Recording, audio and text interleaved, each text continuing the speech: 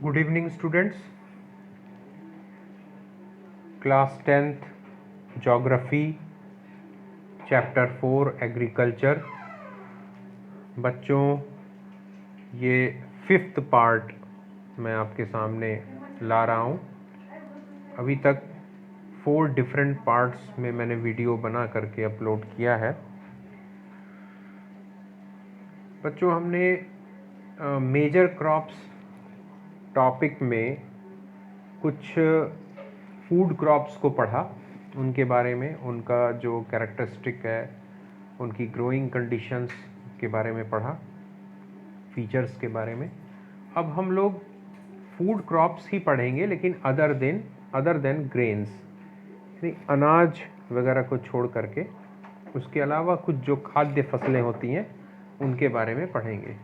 बच्चों, आपकी बुक में और आपकी स्क्रीन पे जो दिखाई दे रहा है, फर्स्ट है शुगर केन। शुगर केन गन्ना, सब जानते होंगे इसके बारे में। It is a tropical as well as a subtropical crop.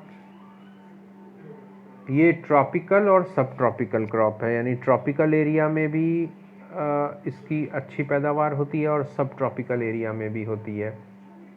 ठीक है। It grows well in hot and humid climate with a temperature of 21 degrees Celsius to 27 degrees Celsius and an annual rainfall between 75 centimeter and 100 centimeter. बच्चों, ये फसल जो गन्ने की फसल है, ये गर्म और नम मौसम जलवायु में बहुत अच्छे से होती है, हॉट और ह्यूमिड। और जो टेम्परेचर होता है वो 21 डिग्री सेल्सियस से लेकर 27 डिग्री सेल्सियस तक होना चाहिए। और जो एनुअल रेनफॉल है, वो औसत वार्षिक वर्षा जिसको बोलते हैं, वो 75 सेंटीमीटर से लेकर 100 सेंटीमीटर के बीच में होनी चाहिए। Irrigation is required in the regions of low rainfall, और जहाँ बारिश कम होती है वहाँ अलग से सिंचाई की व्यवस्था करनी पड़ती है। It can be grown on a variety of soils and needs manual labor from sowing to harvesting. बच्चों, ये गन्ने की फसल जो है, ये कई तरह की अलग अलग तरह की मिट्टियों में, यानी एलुवियल सॉइल में भी हो जाती है ये फसल, ब्लैक सॉइल में भी हो जाती है, रेड सॉइल में भी हो जाती है। ठीक है। लेकिन बच्चों, इसमें मानव श्रम बहुत ज़्यादा आवश्यक होता है, मैनुअल लेबर, बहुत मेहनत करनी पड़ती है बच्चों इसमें। गन्ने की फसल में किसान हमेशा लगा रहता है, इसको जो है, इसका निराई गुड़ाई जिसको बोलते हैं, यानी कुदाल से, खुरपी से इसको कोड़ते रहना पड़ता है, मिट्टी को लूज बनाए रखना पड़ता है, बहुत मेहनत करनी पड़ती है। और जो वीड्स हैं, यानी खरपतवार, वो हमेशा निकालते रहना पड़ता है। मैनुअल लेबर इसमें बहुत लगता है। ठीक है। India is the second largest producer of sugar cane, only after Brazil. Brazil के बाद भारत दूसरा सबसे बड़ा उत्पादक देश है ना। भारत दूसरे नंबर में है पूरे वर्ल्ड में शुगर केन प्रोडक्शन में। It is the main source of sugar and गुड़ जगेरी, जिसको जैगरी बोलते हैं, जैगरी जगेरी जो भी बोल लो आप। गुड़ सब लोग जानते हैं बच्चों, चीनी, गुड़, खांडसारी एंड मोलासेस। ठीक है। खांडसारी जो गीला गुड़ होता है, पतला है ना, गाढ़ा। और इसके अलावा बच्चों, शुगर मिल जो होती है, जहाँ चीनी मिलती है, तो उसके बाद जो उसकी गंदगी निकलती है, चीनी बनने के बाद जो रेजिडुअल जो गंदगी निकलती है बच्चों, उससे वाइन भी बनती है, वाइन यानी शराब भी बनती है ना। The major sugar cane producing states are Uttar Pradesh, Maharashtra, Karnataka, Tamil Nadu, Andhra Pradesh, Telangana, Bihar, Punjab and Haryana. ये स्टेट्स हैं बच्चों, नाम याद कर लो। इसके बाद आते हैं ऑयल सीड्स, तिलहन, यानी जिनसे तेल, जो खाद्य तेल होते हैं, जिसका हम लोग प्रयोग करते हैं अपने किचन में, तरह तरह के जो तेल होते हैं, चाहे वो सरसों का तेल हो, और अलसी का तेल हो, तिल का तेल हो, और मूंगफली का तेल हो, सोयाबीन का तेल हो, है ना, ऑयल तरह तरह के।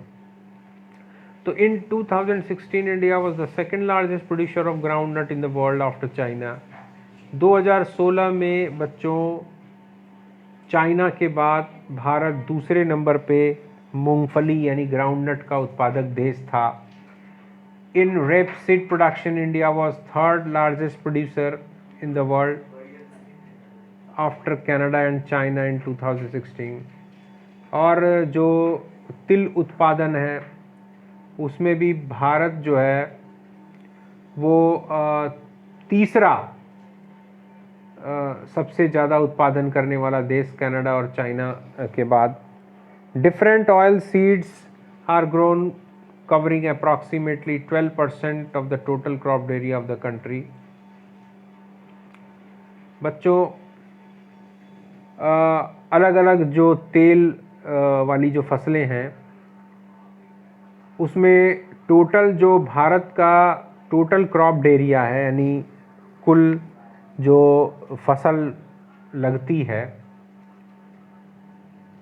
किसी भी तरह की फसल, उसका 12% हिस्से पर, उसके 12% हिस्से पर तिलहन की खेती की जाती है भारत में। Main oil seed produced in India are groundnut, mustard, coconut, sesamum, है ना, soybean, castor seeds, cotton seeds, linseeds and sunflower. ये मुख्य तिलहन वाली फसलें हैं बच्चों। Most of these are edible and used as cooking mediums. अधिकतर जो है एडिबल, एडिबल का मतलब होता है बच्चों खाने योग्य, जिसको कि हम खा सकते हैं। तो इनमें से अधिकतर ऐसे क्या बोलते हैं तेल हैं जिनका हम प्रयोग अपने किचन में करते हैं, है ना, अलग अलग तरीके में। However, some of these are also used as raw material in the production of soap, cosmetics and ointment। इनमें से कुछ ऐसे तेल भी हैं जिनका उपयोग हम कच्चे माल के तौर पे साबुन वगैरह जो होता है और कॉस्मेटिक्स जो होते हैं, आपके बहुत सारी कॉस्मेटिक्स जो होते हैं, वो सौंदर्य प्रसाधन जिसको बोलते हैं, क्रीम पाउडर और क्या क्या सब होता है, ऑइंटमेंट वगैरह जो होता है, जो दवाइयों में मलहम वगैरह का जो प्रयोग होता है उसमें। Groundnut is a kharif crop and accounts for about half of the major oil seeds produced in the country। Groundnut मूंगफली जो होता है वो एक खरीफ क्रॉप होती है और ये टोटल जो ऑयल सीड प्रोडक्शन है उसमें इसका परसेंटेज हाफ है, यानी 50% जो है अकेले ग्राउंडनट प्रोडक्शन होता है।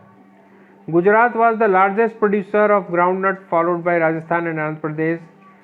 गुजरात जो है भारत में सबसे ज़्यादा ग्राउंडनट यानी मूंगफली पैदा करने वाला राज्य है, उसके बाद राजस्थान और आंध्र प्रदेश हैं। ये 2016-17 की स्टडी के अनुसार।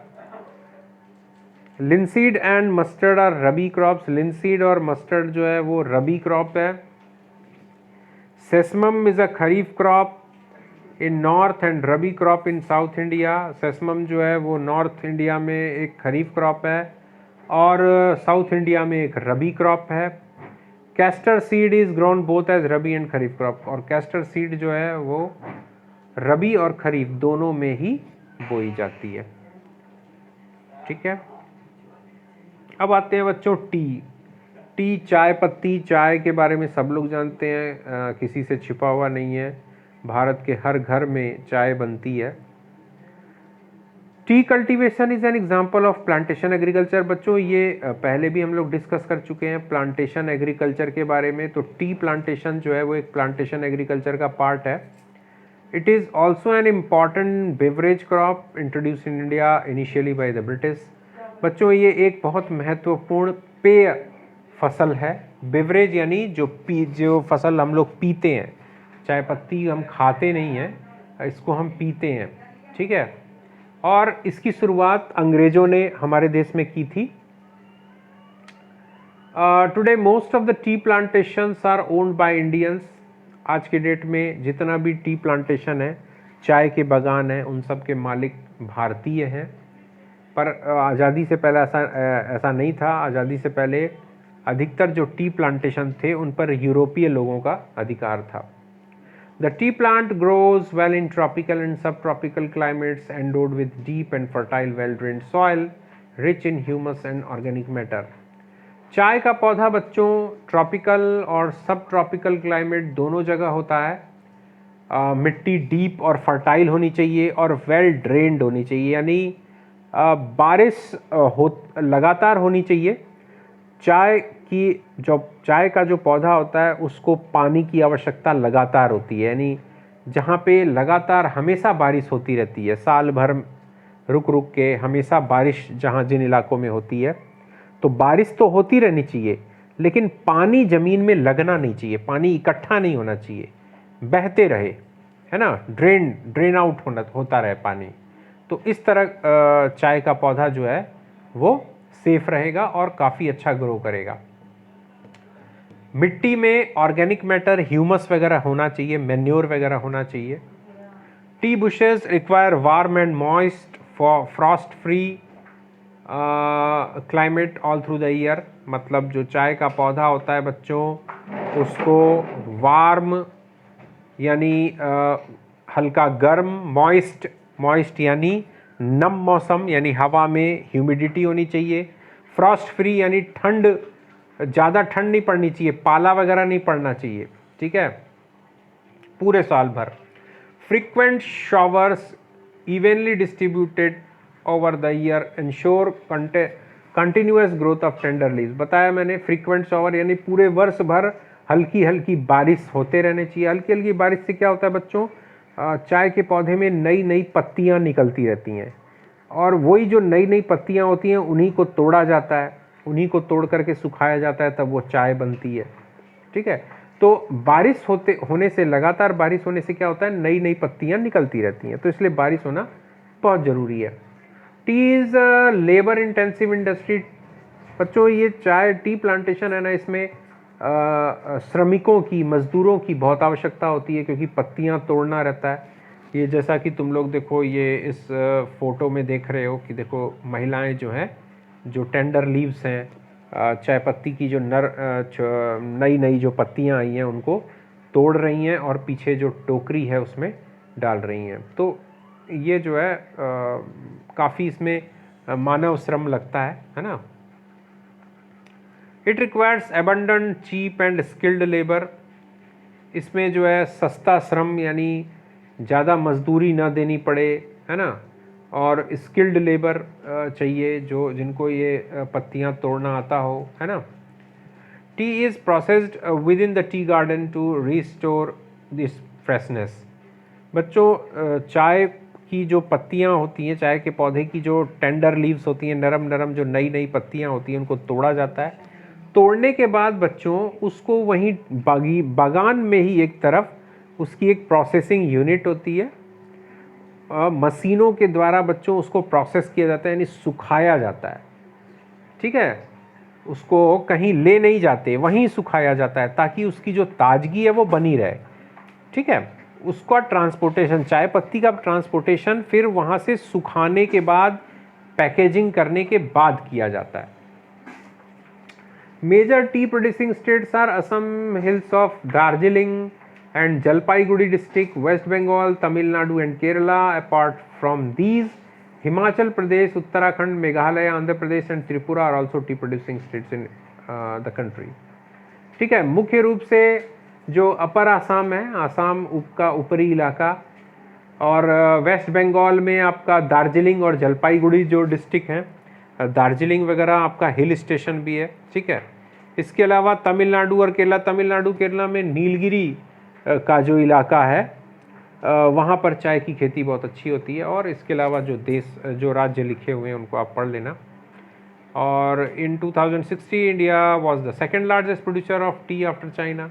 2016 की एक स्टडी के अनुसार चाइना के बाद भारत विश्व का दूसरा सबसे बड़ा उत्पादक देश है चाय पत्ती का, ठीक है। तो इस तरह से बच्चों हमने टी के बारे में पढ़ा, और अब जो है हम लोग कॉफ़ी के बारे में पढ़ेंगे, नेक्स्ट वीडियो में पढ़ेंगे बच्चों।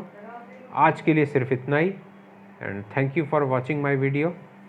Okay, bye.